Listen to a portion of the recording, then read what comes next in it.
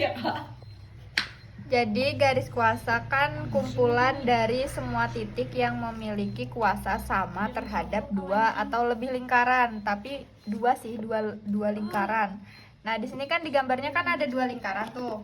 Kondisi lingkaran ini tuh kondisinya dia nggak sepusat, dia kan punya pusatnya masing-masing. Di sini sama di sini, karena ada juga nanti yang sepusat kayak lingkaran tengah doang titiknya cuma satu, gitu. Jadi garis kuasa itu yang mana? Garis kuasa itu yang tengah ini. Ini garis kuasa ini itu terbentuk dari titik-titik kuasa. Sebenarnya itu tuh kayak titik-titik gini kan. Gini, cuman dia kan jadinya membentuk garis. Nah, titik kuasa ini tuh juga merupakan pertemuan antara kuasa titik yang satu sama yang dua. Ada titik kuasa, ada kuasa titik. Ya kan, Mel? Kalau kuasa titik tuh beda. Kalau kuasa titik tuh yang garis ini. Kuasa titik tuh sebelum titik-titik kuasa.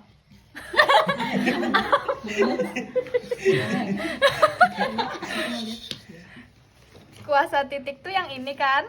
Yang ini, yang miring nih, yang miring. Itu bukan garis. Ini titik kuasa namanya. Nah, lo mati. Titik kuasa. Ini yang pertemuannya ini namanya kuasa titik. Ini namanya kuasa titik. Yang pertemuannya di sini namanya titik kuasa. Nah, garis-garis di tengah, yang garis tengah lurus ini itu namanya garis kuasa karena dia terdiri dari titik-titik kuasa. Ini paham aja kan? Paham. Habis itu sifat garis kuasa ini tegak lurus terhadap lingkaran dan di antara dua lingkaran. Nah, tadi karena garis kuasa ini tuh kayak ada di antara dua lingkaran gitu loh. Terus dia tuh tegak lurusnya di mana? Tegak lurusnya di sini. Tegak lurus terhadap lingkaran. Habis itu kalau di tiga lingkaran dia nggak ada garis kuasa. Karena kalau dia dibuat garis kuasa, dia nanti nabrak. Jadi dia nggak boleh. Dia adanya titik kuasa, titik temunya gitu di satu ini. Nah, untuk menentukan persamaan garis kuasa itu, misalnya ada persamaan lingkaran yang pertama sama yang kedua nih, x kuadrat plus y kuadrat plus c1. Yang kedua c2 kan akhirnya. Itu dikurang untuk mencari persamaan kuasanya itu persamaan lingkaran yang pertama tuh kan di sini kan tempatnya. Di sini, yang kedua kan di sini. Ini kan tadi disebutnya kuasa titik.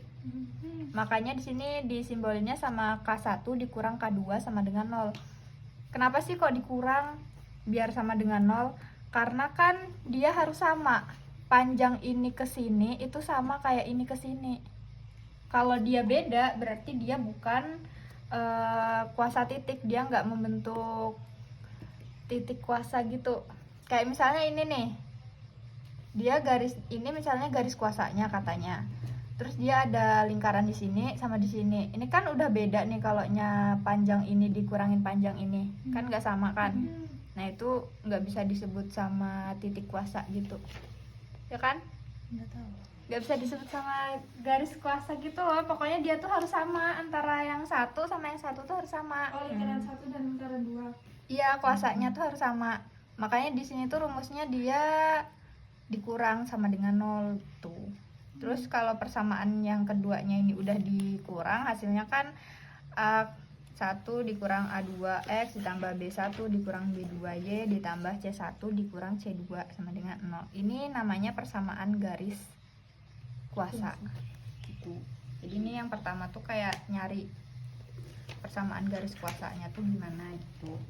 Kalau untuk yang tiga lingkaran tuh dia ada ininya sendiri, kayak misalnya nih kalau diketahuinya tiga lingkaran, dia untuk nyari garis yang pertama tuh pakai K1 dikurang K2, untuk nyari yang kedua tuh pakai K2 dikurang K3, untuk nyari yang ketiga tuh K3 dikurang K1 kayak dibolak-balik gitu.